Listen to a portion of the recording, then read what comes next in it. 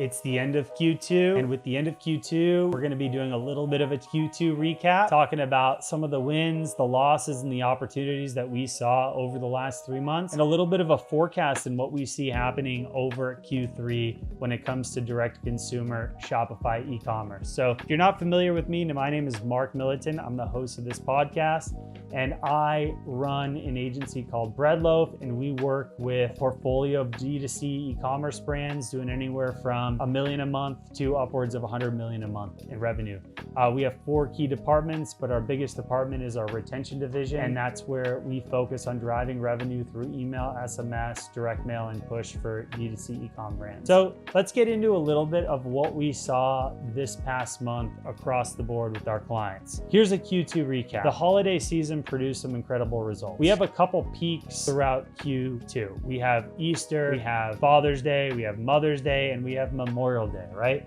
These are all great gift buying opportunities and sales opportunities across the board. We saw some pretty solid numbers across these sales, and we obviously get pretty aggressive in the follow-up to make sure that we're maximizing these peaks. Overall, those were great. Nothing to say about that. Really solid numbers. April and May were really great. On the paid media side, and we do run paid for half dozen to a dozen clients at a given time across search, social, and programmatic. We saw that Meta had a lot of issues this quarter, and things only got worse. I don't know what's going on at Meta, but we're seeing a lot of inconsistencies. We're just seeing a lot of dwindling performance. And honestly, I'm not sure if it's Meta as a platform. I think this is going back to consumer confidence and where customers are sitting in the market. Things are more expensive than they've ever been before for the customer. Whether the gas they're putting in the car, the groceries they're putting on their plate, the vacations they're taking, the rent or the mortgage they're paying, things aren't getting easier, and we're not seeing those wages increase like they used to. A little bit of projection on my end is that we have a lot of competition on Meta as a platform. We have fewer dollars that we're competing for to get spent. Meta knows who's a buyer. They know who clicks, they know who likes,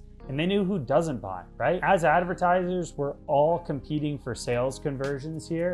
And at the end of the day, there's only so many people on the platform that are actually whipping out their credit card and buying things with that. We need to understand that, and we need to be investing more into brand. We need to be investing more into omnichannel. All your eggs are in Meta and things shit the bed, you can only blame yourself. Taking full responsibility for you as a brand, what can you guys do to stand out and be better is all you can do here. I'm tired of complaining about Meta as a platform. Yes, there are a lot of things that they can do that would be way better, and I know that they're working on it. Their support sucks, and that's just how it is. I know there's a lot of things they can do to be better, but as a brand, everyone's way too over leveraged on Meta at the moment, and they need to be investing in other things as well. We also saw that TikTok Shop has been hopeful but extremely volatile. Our opinion is it's tough to hit like massive gains in unit economics on TikTok where you really get some solid momentum. You see that TikTok is a platform. On TikTok Shop, there is a lot of opportunity here. TikTok Shop is still young. The creator network is still young. The algorithm is still young compared to Meta. I think there's still a lot of opportunity here, but TikTok as a platform, it's been very challenging to hit scale there, and really it's tough to bump it up to a platform that's going to be able to compete against Meta or Google.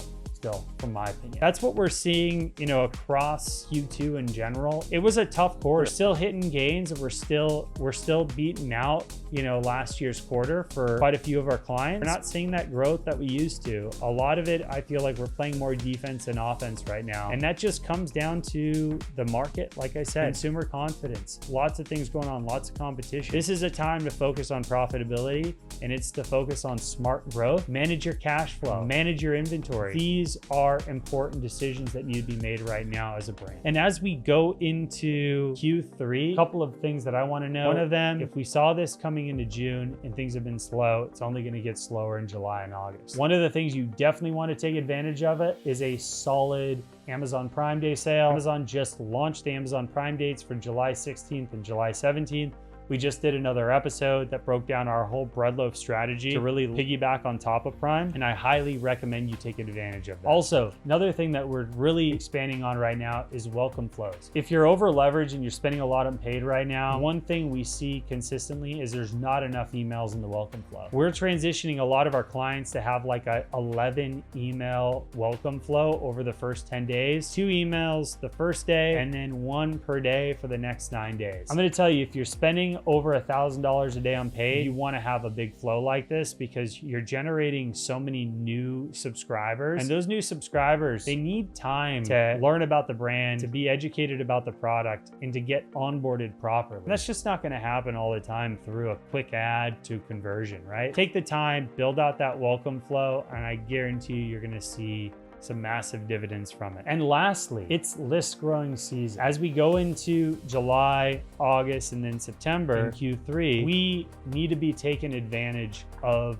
these months to build our list, because the game in 2024 will be won in November and December. You're not going to see those massive gains across the board now, but I guarantee you focus on building that list, running more sweepstakes, being more aggressive with opt-ins. Just remember, Q3 is the time to be growing your list and to be prepping for Q4 right. All right, guys, I hope that was helpful. I hope you enjoyed this episode. And if you liked it, leave a comment and I'd love to hear what you have to say. If you have any questions too, I read all the comments and try to respond as much as possible. And as always, I'll see you guys later. Bye.